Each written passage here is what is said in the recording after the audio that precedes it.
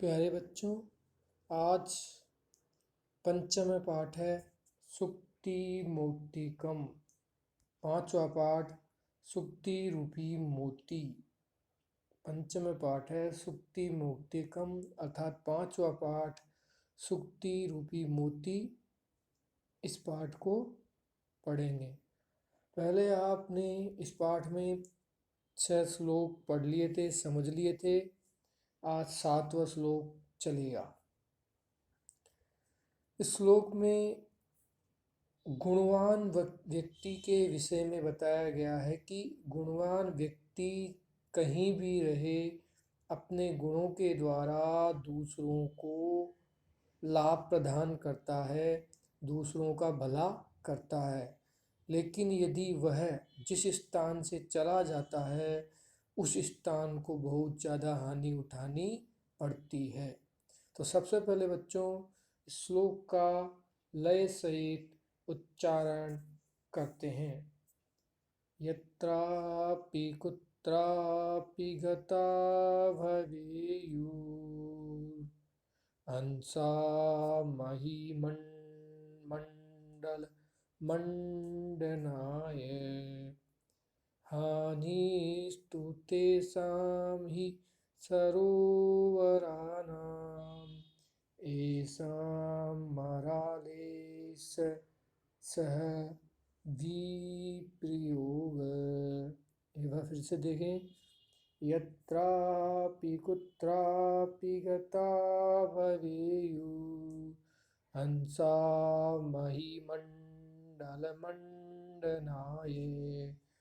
हानिस्तु तेषां हि सरोवराणाम् येषां मरालेश सह विप्रयोग।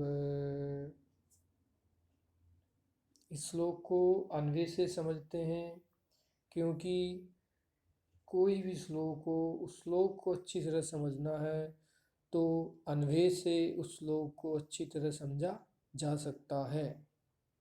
देखें, हंसा, हंस, हंसा अर्थात हंस, मही मंडल मंडनाए, मही अर्थात धरती, मही मंडल मतलब धरती, मंडनाए सुशोभित करने के लिए, हंस धरती को सुशोभित करने के लिए। यत्रापि कुत्रापि जहाँ कहीं भी, यत्रापि कुत्रापि जहाँ कहीं भी, गता भवेयु जाते हैं, जहाँ कहीं भी जाते हैं, हानि, हानि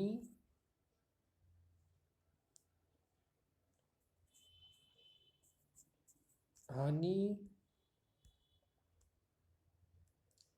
तु तेषां सरोवराणां भवति। हानि तो तेषां उन सरोवरों की, उन तालाबों की भवती होती है। तेषां में षष्ठी विभक्ति बहुवचन है। तत्शब्द है ये पुल्लिंग का। और सरोवराणाम इसमें भी षष्ठी बहुवचन है। तो इन तेषां सरोवराणाम इन दोनों में षष्ठी विभक्ति बहुवचन का प्रयोग हुआ है। तो क्या कह रहे हैं यहाँ पर पंडित जगन्नाथ की हानि तो उन तालाबों की होती है। किन तालाबों की?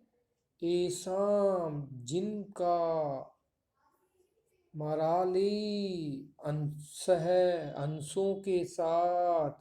यहाँ पर सह के कारण तृतीय विभक्ति का प्रयोग हुआ है। कौन सी विभक्ति का प्रयोग हुआ है? तृतीय विभक्ति। मराली में तृतीय विभक्ति आई है सह के कारण। तो मराली अर्थात अंशों के साथ विप्रयोग भवती, अंशों के साथ विल अलगाव होता है, अर्थात जिस स्थान से अंश अलग होते हैं उस स्थान अर्थात उस तालाब की हानि होती है।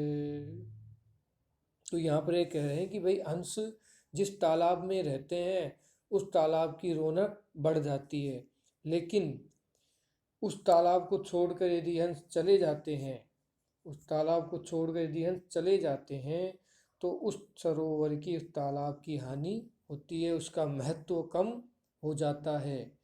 उसी प्रकार से गुणवान व्यक्ति, उसी प्रकार से जो गुणवान व्यक्ति है, जहाँ भी रहते हैं उस स्थान का महत्व बढ़ जाता है और उस स्थान को वे लाभ पहुंचाते हैं। लेकिन लेकिन जब उस स्थान को छोड़कर वे गुणवान व्यक्ति चले जाते हैं, गुणवान से मतलब जिस व्यक्ति में कुछ टैलेंट है, जो अपने टैलेंट के द्वारा दूसरे लोगों को लाभ प्रदान करता है, दूसरे लोगों का भला करता है, तो ऐसे व्यक्ति उस स्थान से यदि चले जाते हैं तो उस स्थान की बहुत हानि उठानी होती है। तो प्यारे बच्चों, हमें ऐसे गुणवान व्यक्ति का सम्मान करना चाहिए और उनसे कुछ न कुछ सीखने का प्रयास करना चाहिए और खुद भी गुणवान व्यक्ति बनने का प्रयास करना चाहिए। आशा है बच्चों आपको ये श्लोक अच्छी तरह समझ में आ गया होगा। धन्यवाद। पुनः मिलामः।